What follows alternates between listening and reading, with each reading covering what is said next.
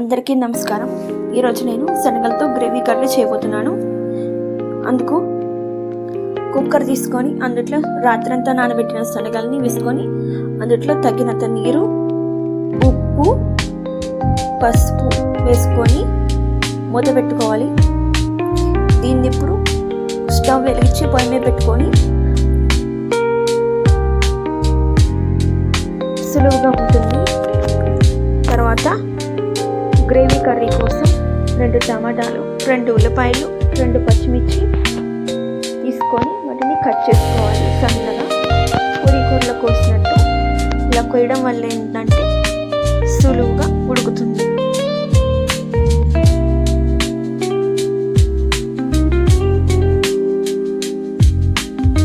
ఉల్లిపాయలు పక్కకు పెట్టుకొని ఇప్పుడు పచ్చిమిర్చిని కూడా ఈ విధంగా కట్ చేసుకుంటున్నాను.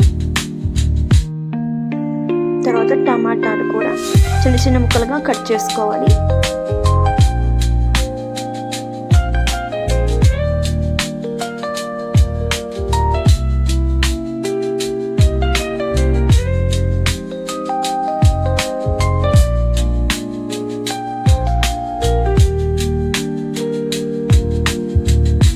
కూరగాయల ముక్కలన్నీ కట్ చేసుకున్న తర్వాత ఇందులోకి చిన్న అల్లం ముక్క, అలాగే 5-6 వెల్లుల్లి తీసుకోవాలి.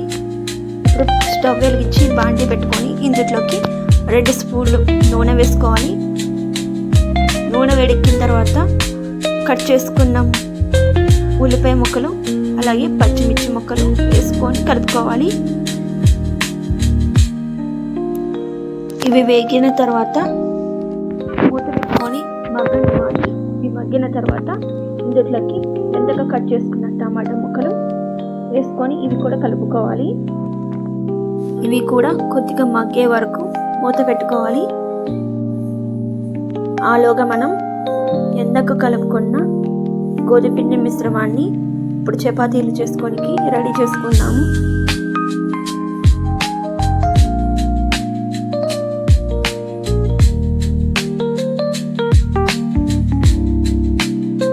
చూసారా ఎంత స్మూత్గా ఉందో.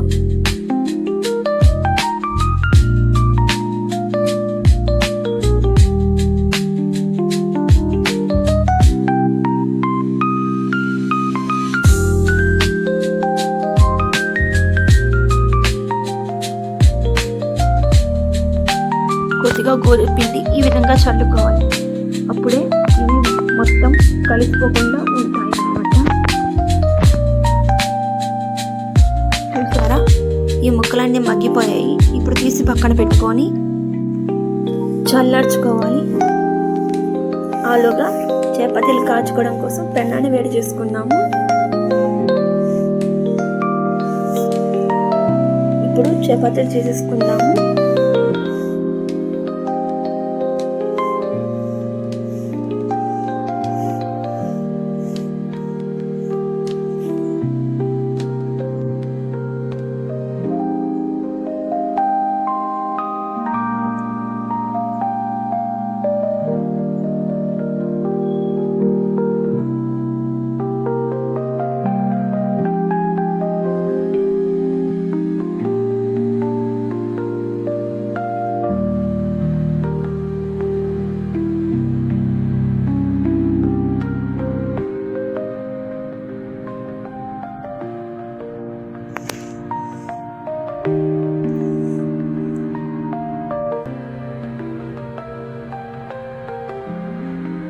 ఇప్పుడు చపాతీలు చేసుకోవడం అయిపోయిందండి.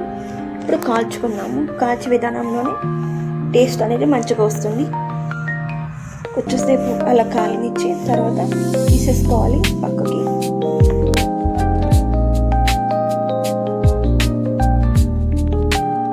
ఇలా కాల్చడం వల్ల చాలా అంటే చాలా స్మూత్గా వస్తాయి. తినేటప్పుడు కూడా చాలా టేస్టీగా ఉంటుంది అన్నమాట.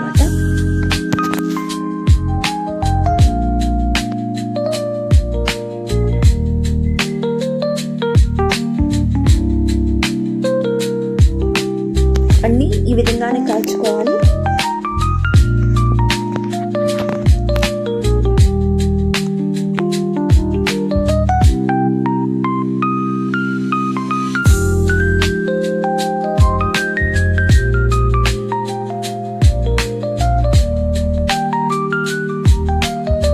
తర్వాత మిక్సీ జార్ తీసుకొని ఇందులోకి చల్లార్చడానికి పక్కన పెట్టిన మిశ్రమాన్ని ఈ మిక్సీ పాత్రలో వేసుకోవాలి. దీంట్లోకి అలాగే అల్లం వెల్లుల్లిలు కూడా వేసుకొని పేస్ట్ చేసుకోవాలి. ఈ విధంగా వచ్చిన తర్వాత బాండి పెట్టుకొని దాంట్లోకి 2 స్పూన్ల నూనె వేసుకొని చెక్క లవంగం యాలుక్కాయ వేసుకొని ఇలా కొంచెం ఫ్రై చేసుకోవాలి. తర్వాత మిక్సీ పట్టుకున్న ఆ మిశ్రమాన్ని ఇందులోకి వేసుకోవాలి.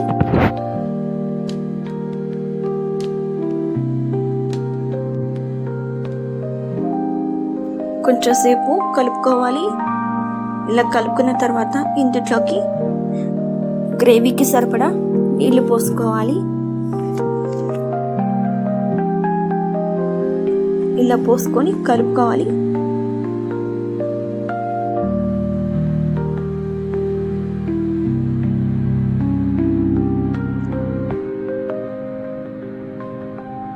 ఇలా పోసుకొని కొంచెంసేపు కలుపుకున్న తర్వాత మూత పెట్టేసుకోవాలి. మూత పెట్టేసుకోవడం వల్ల ఏమిటంటే కొంచెం మగ్గుతుంది. మగ్గిన తర్వాత నూనె అంతా పైన తేలుతుంది అనమాట. పైన తేలేంత వరకు మూత పెట్టుకోవాలి. తర్వాత తగినంత ఉప్పు కారం వేసుకొని కలుపుకోవాలి.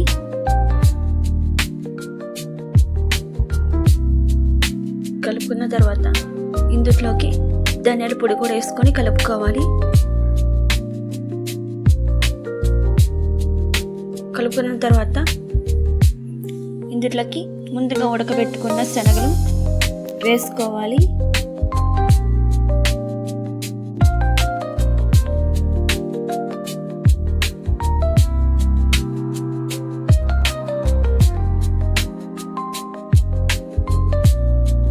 ఈ విధంగా కలుపుకున్న తర్వాత మూత పెట్టేసుకోవాలి. చూసారా, మగ్గిన తర్వాత ఈ విధంగా వచ్చింది. ఇప్పుడు ఇంకా నేను స్టవ్ కట్టేసుకుంటున్నాను.